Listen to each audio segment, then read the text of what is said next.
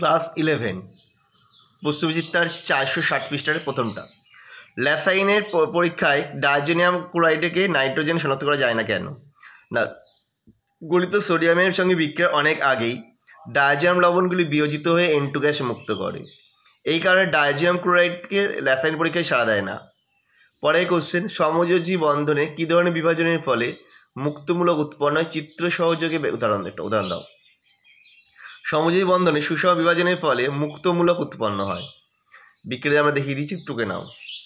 পরেরটা, CH3COOH এবং HCOOH এর মধ্যে কোনটি বেশি আম্লিক এবং কেন?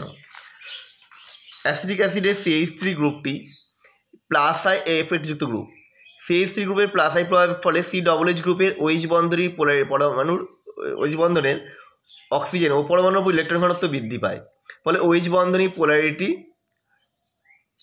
হ্রাস পায়, মানে OH বন্ধন থেকে ইলেকট্রন জোড় কম পরিমাণে ও পরমাণু থেকে সরে আসে এবং OH বন্ধন দৃঢ় হয়। তাই এই শক্তিশালী দৃঢ় বন্ধনের জন্য সহজে বিয়োজিত হয়ে H+ আয়ন দেয় না। কিন্তু ফর্মিক অ্যাসিডের এরকম প্লাস আই গ্রুপ যুক্ত কোনো গ্রুপ না থাকায় এটি CH3COOH অপেক্ষা বেশি আম্লিক।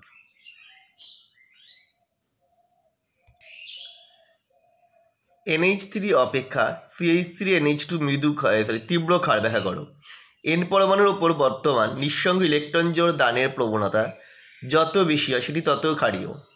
CH3NH2 তে N পরমাণুর সঙ্গে যুক্ত CH3 গ্রুপের প্লাস আই প্রভাবের জন্য NH3 গ্রুপের N পরমাণুর ওপর ইলেকট্রন ঘনত্ব বৃদ্ধি পায়, ফলে নিঃসঙ্গ ইলেকট্রন জোড় ও বন্ধন ইলেকট্রন জোড়ের মধ্যে বিকর্ষণ বৃদ্ধি পায়, ফলে CH3NH2 তে নিঃসঙ্গ দানের প্রবণতা বৃদ্ধি পায়। কিন্তু NH3 তে N পরমাণুর সাথে প্লাস আই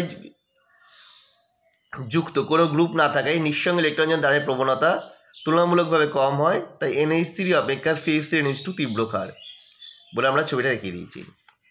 ল্যাসাইনের পরীক্ষায় হ্যালোজেন শনাক্তকরণের আগে ল্যাসাইন নির্দেশকে HNO3 পরিবর্তে H2SO4 সহ ফোটালে কী হবে? এই কোশ্চেনটা তোমরা খুঁজে নিয়ে আমাকে দেখাবে।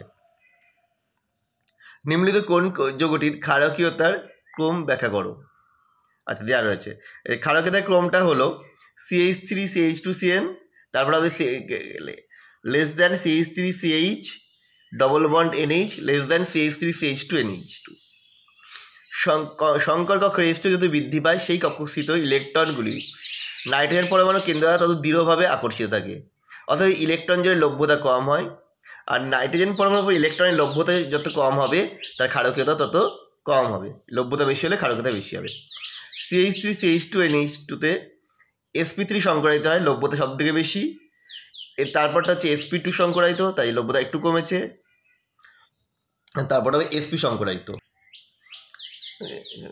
আর CNটা হচ্ছে sp সংকরিত, ইলেকট্রনের লভ্যতা সবচেয়ে কম, তাই ক্ষারকীয়তা ও সব থেকে কম হবে।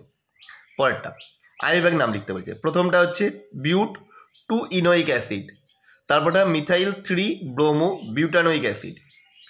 গঠন সংকেত লিখতে বলেছে। প্রথমটা দেখ গঠন সংকেত, একটা C তার তিনটে CH3 আর এক দিচ্ছে OCH3, 2 মিথক্সি 2 নম্বরের সাথে মিথক্সি অর্থাৎ OCH3 গ্রুপ যুক্ত আছে।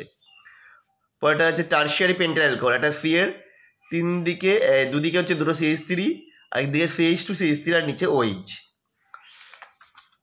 টার্সিয়ারি বিউটাইল অ্যালকোহল, একটা C তিনটে CH3 আর নিচে OH। আয়োপ্যাক নাম, প্রথমটা হচ্ছে ইথানামাইড, তারপরটা হচ্ছে বিউট 3 ইনোইক অ্যাসিড। প্রোপিনের C2C3 বন্ধন দৈর্ঘ্য প্রোপেনের CC বন্ধন দৈর্ঘ্য অপেক্ষা কম কেন? রেজোনেন্স হাইপার কনজুগেশনের মাধ্যমে প্রোপেনের C2C3 বন্ধন আংশিক দ্বিবন্ধ চরিত্র লাভ করে, ফলে প্রোপিনের C2C3 বন্ধন দৈর্ঘ্য প্রোপেনের CC বন্ধন দৈর্ঘ্য অর্থাৎ সিঙ্গেল বন্ড থেকে কম হয়। দেখো ছবিটা দিয়ে আমরা দেখিয়ে দিয়েছি এটা হাইপার কনজুগেশনের ছবিটা।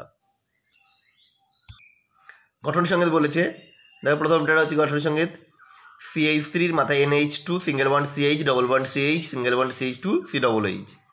তারপরে এটা CH3C triple bond C single bond CH2 CH double bond CH2।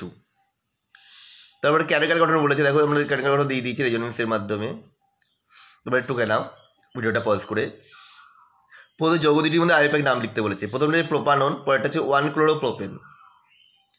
প্রদত্ত মূলকগুলোর উদ্যোগভাবে সাজাতে বলেছে প্লাস আয়ের। এটা হচ্ছে I less than Br less than F less than Cl। স্টারচিরিত পরমাণু সংকরণ লিখতে বলেছে। HCl হচ্ছে sp2 আর CH3CN হচ্ছে sp। আমাদের আজকের ভিডিওটা এটুকুই। কেমন লাগলো অবশ্যই কমেন্ট করে জানিও। আবার দেখা হবে নেক্সট ভিডিওতে।